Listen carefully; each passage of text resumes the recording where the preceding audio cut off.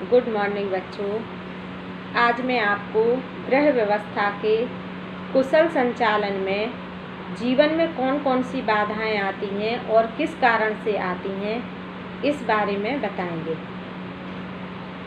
गृह व्यवस्था के बारे में मैंने आपको बताया कि गृह व्यवस्था क्या होती है, उसकी क्या परिभाषा है, इससे क्या लाभ है और इसके क्या उद्देश्य होते हैं तथा परिवार के सभी सदस्यों की आवश्यकताओं की पूर्ति किस प्रकार से की जा सकती है। गृह व्यवस्था के कौन कौन से साधन होते हैं, इसके संबंध में मैंने पिछली बार आपको पढ़ाया था। अब इसके बाद आता है कि गृह व्यवस्था के कुशल संचालन में कौन कौन सी बाधाएं आती हैं। एक कुशल गृहिणी अपनी गृह व्यवस्था को बड़े नियंत्रित ढंग से पूर्ण कर सकती है। नियंत्रण तथा मूल्यांकन द्वारा परिवर्तन करके अधिक सफलता को प्राप्त कर सकती है। इस बारे में मैंने आपको पिछले प्रश्न के माध्यम से आप बताया था। नियंत्रण और मूल्यांकन क्या होता है। नियोजन, नियंत्रण, मूल्यांकन। नियोजन का मतलब होता है कि घर के सभी सदस्यों को कार्यों का वितरण करना। नियंत्रण करना होता है कि फिर उन कार्यों की जांच परख करना और जो व्यक्ति अपने कार्य करने में असफल रह रहा है, असमर्थता व्यक्त कर रहा है, उन माध्यमों को समझना, विचार करना और फिर उन्हें उस कार्य से हटा करके दूसरे कार्यों को निर्धारित करना या फिर उसी कार्य के हानि लाभ और करने के तरीके को बताना। मूल्यांकन का मतलब है कि उन कार्यों का मूल्यांकन करना तथा फिर आने वाले समय में जब दूसरा कार्यक्रम हो, दूसरा कार्य हो तो उन्हीं लोगों के द्वारा उसका संचालन करवाना तथा उन्हें उनकी तारीफ करना तथा समय समय पर उन्हें पुरस्कृत करना है। परंतु कभी कभी गृहिणी को गृह व्यवस्था का कुशल रूप से संचालन करने में कई बाधाओं का सामना करना पड़ता है और जिन बाधाओं का सामना करना पड़ता है वो निम्नलिखित हैं। जैसे लक्ष्यों के ज्ञान का अभाव। सबसे पहले होता है कि हमें जिस कार्य को भी करना है उसका लक्ष्य निर्धारित कर लें कि किस कार्य को। ऐसा नहीं है कि हमारा कार्य चलता जा रहा है, ऐसा नहीं होना चाहिए। जिस कार्य को करना है उसका एक निश्चित लक्ष्य होना चाहिए। फिर उसको कार्य किस प्रकार से किया जाए ये पूरे नियम बनाने चाहिए। फिर किस कार्य को किसके द्वारा, क्योंकि अकेली गृहिणी तो पूरे कार्य कर नहीं सकती है, तो उसका वितरण करवाना चाहिए। तो सबसे पहली बाधा उत्पन्न होती है कि लक्ष्यों के ज्ञान का अभाव, कि गृहिणी को लक्ष्य का ही ज्ञान ना हो तो फिर आगे के कार्यक्रम वह कैसे निर्धारित कर सकती है। गृह व्यवस्था का कुशल संचालन करने के लिए परिवार के लक्ष्यों की पूरी जानकारी होनी चाहिए। फलतः ऐसे परिवार गृह व्यवस्था करने में असमर्थ होते हैं। अतः गृह व्यवस्था का संचालन कुशलतापूर्वक करने हेतु लक्ष्यों का पूर्ण ज्ञान होना चाहिए तथा उनको पर्याप्त सोच विचार के पश्चात ही किया जाना चाहिए। अगर गृहिणी कुशल नहीं है, उसे गृह कार्य करने की कोई योग्यता नहीं है, घर चलाने की कोई जानकारी नहीं है, तो उसे ना तो लक्ष्य का ज्ञान होगा और ना ही आगे के कार्यों को वह पूर्ण कर सकती है। तो एक गृहिणी को शिक्षित होना बहुत अधिक आवश्यक है। शिक्षा के साथ साथ उसे गृह व्यवस्था का भी ज्ञान होना आवश्यक है। दूसरा है साधनों के ज्ञान का अभाव। अब हमारे पास संपूर्ण साधन उपलब्ध है। एक तो बाधा उत्पन्न होती है धन के अभाव में, कि हमारे पास इतना पैसा नहीं है कि हम घर की व्यवस्था को चलाने के लिए सारे साधनों को, सुख सुविधाओं के साधनों को खरीद सकें। तो ये तो हो गया आर्थिक अभाव। लेकिन सारे सामान हमारे पास उपलब्ध हैं, लेकिन अगर गृहिणी को या घर के अन्य सदस्यों को उनके उपयोग करने का ही ज्ञान नहीं है तो फिर गृह व्यवस्था में बाधा उत्पन्न होगी। क्योंकि अगर हमें कुछ चलाना ही नहीं आता है तो हम उससे लाभ प्राप्त कर ही नहीं सकते हैं। परिवार के लक्ष्यों को पूरा करने के लिए विभिन्न प्रकार के साधनों की आवश्यकता होती है। अतः गृहिणी को विभिन्न साधनों तथा उनकी उपस्थिति का ज्ञान होना चाहिए। इस ज्ञान के अभाव में गृहिणी गृह व्यवस्था का कुशल संचालन नहीं कर सकती है। अतः कुशल गृह संचालन के लिए उपलब्ध साधनों का ज्ञान एवं उनका उचित उपयोग आवश्यक है तथा उनका उपयोग के साथ साथ उनका रख रखाव भी, इसका ज्ञान भी बहुत अधिक आवश्यक होता है। इसका ज्ञान भी गृहिणी को होना चाहिए।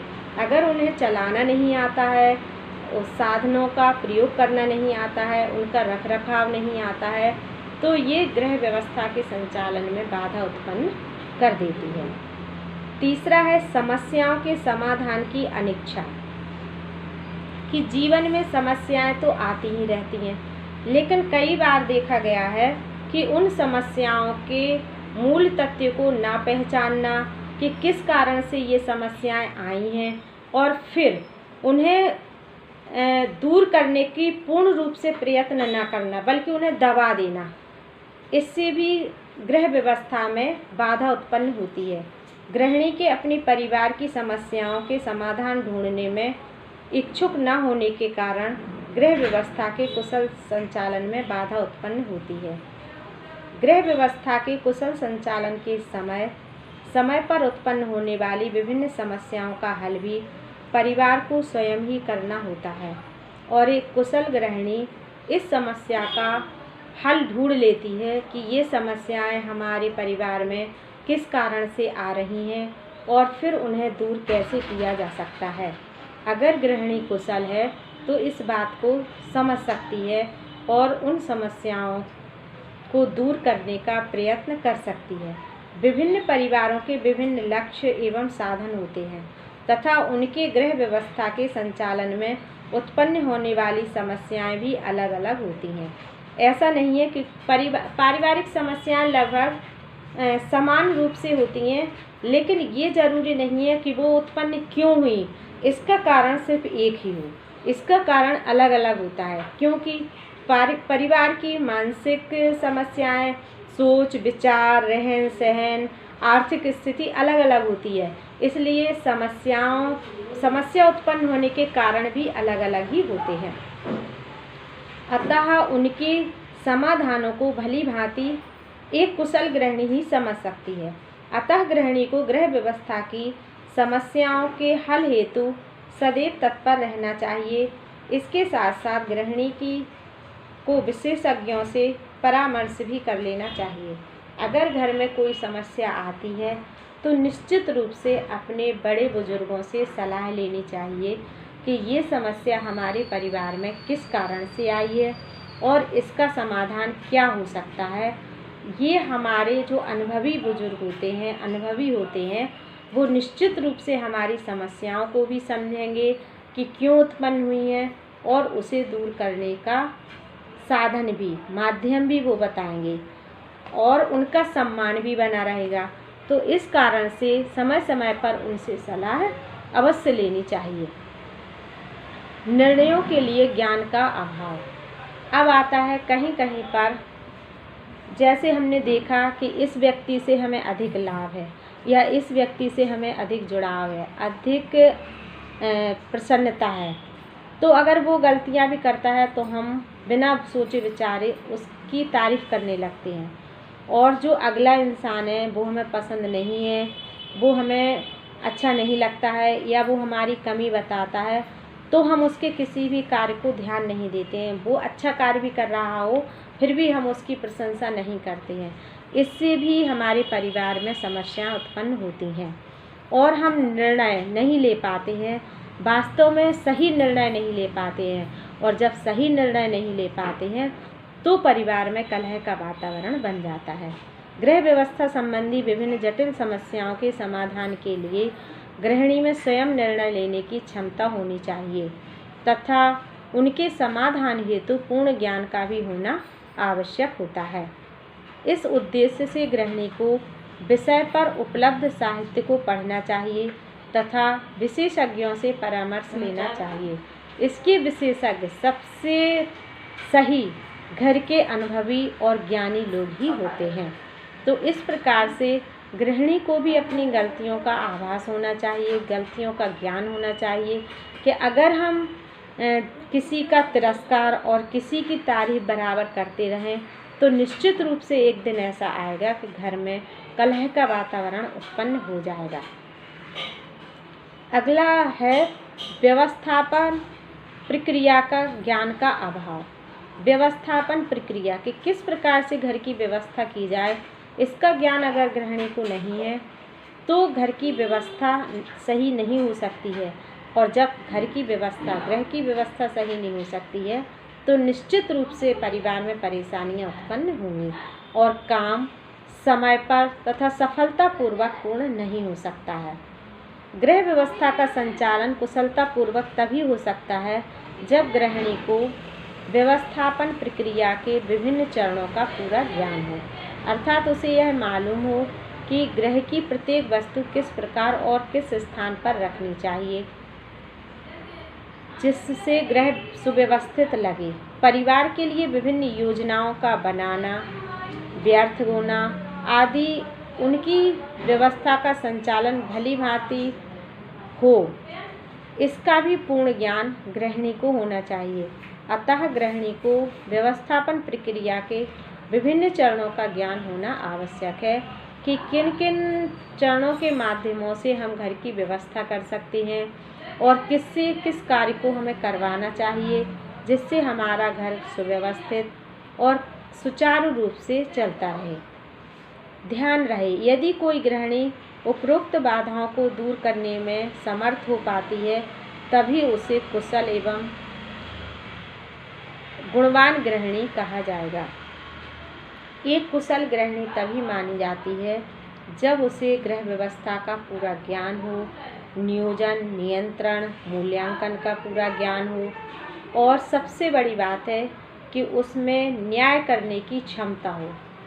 अगर वह न्याय सही से नहीं कर पाती है तो गृह व्यवस्था, घर व्यवस्थित होते हुए भी अच्छी तरह से नहीं चल सकता है। उत्तम गृह व्यवस्था से लाभ कौन कौन से होते हैं? सुव्यवस्थित घर में प्रत्येक सदस्य का ध्यान रखा जाता है। उत्तम गृह व्यवस्था से कौन कौन से लाभ के सबसे पहले तो घर में जितने भी सदस्य हैं सबकी आवश्यकताओं का ध्यान रखना चाहिए, क्योंकि हर आयु वर्ग के लोग घर में होते हैं, बच्चों से लेकर बुजुर्ग तक। तो उन्हें किस प्रकार का भोजन, आवास, ओढ़ने पहनने के लिए दिया जाना चाहिए, इसका ज्ञान एक गृहिणी को होना चाहिए। ऐसा नहीं है कि गृहिणी के ऊपर ही सारा कार्य थोप दिया जाता है। उसे अपने कार्य का वितरण करने का पूर्ण ज्ञान होना चाहिए और पूर्ण अधिकार होता है अगर वह न्यायपूर्वक यह कार्य कर सके तो। परिवार के सदस्यों की सभी आवश्यकताओं की पूर्ति का ध्यान रखा जाता है जिसके कारण वह हमेशा सुखी तथा स्वस्थ रहते हैं। अगर घर की अच्छी व्यवस्था हो तो घर के प्रत्येक व्यक्ति के स्वास्थ्य और सुख सुविधाओं का ध्यान उसमें रखा जाता है। सुव्यवस्थित घर में परिवार के सदस्यों के आवश्यक विश्राम तथा मनोरंजन का भी ध्यान रखा जाता है। मनोरंजन के विभिन्न साधन होते हैं, तो किस आयु वर्ग के लोगों को किस प्रकार से मनोरंजन करवाया जाए, इसका ज्ञान भी एक कुशल गृहिणी को होता है। और अगर वह अपने ज्ञान का सदुपयोग करती है तो परिवार के सभी सदस्यों को विश्राम एवं मनोरंजन प्राप्त होता रहता है और वे सुखी तथा स्वस्थ रहते हैं। चौथा है, गृह व्यवस्था में प्रत्येक कार्य ढंग से होता है, इसलिए सदस्यों को अन्य कार्य के लिए पर्याप्त समय मिल जाता है और उनकी कार्य क्षमता में वृद्धि होती है। अगर कार्य सुव्यवस्थित ढंग से किया जाए तो कार्य कम समय में और बड़ी सफलता से पूर्ण होता है और जब समय मिलता है तो परिवार के सभी सदस्य अपने इच्छित कार्यों को भी उस समय में करके प्रसन्नता का अनुभव करते हैं। सुव्यवस्थित घर देखने में सुंदर लगता है तथा प्रत्येक को शांति का अनुभव होता है तथा घर में जो सदस्य आते हैं, जो अतिथि आते हैं, वो भी तुम्हारी तारीफ किए बिना नहीं जाते हैं। इससे तुम्हें अपने गुणों की जानकारी प्राप्त होती है और आत्मसम्मान भी रहता है। गृह व्यवस्था से ही गृहिणी की कार्य कुशलता का परिचय होता है। जब हम गृह का संचालन अच्छी तरह से करते हैं, लोग उसकी तारीफ करते हैं, हमारे सभी कार्य सुख सुविधापूर्वक पूर्ण होते हैं, सफलतापूर्वक पूर्ण होते हैं, तो इससे गृहिणी को अपनी कार्य कुशलता का पता चलता है। उत्तम गृह व्यवस्था में समय, शांति व धन की भी बचत होती है। जब हम कार्यों को सभी में वितरित कार्य करवाने के लिए सभी में कार्यों को वितरित कर देते हैं, सभी अपने कार्य को अपनी योग्यता के अनुसार पूरा करते हैं, तो वह कार्य मतलब जितना विश्वास न हो, विश्वास से भी अधिक सफलता से पूर्ण होता है और घर में सभी लोग सुख और शांति का अनुभव करते हैं। इससे धन की भी काफ़ी बचत होती है। धन्यवाद।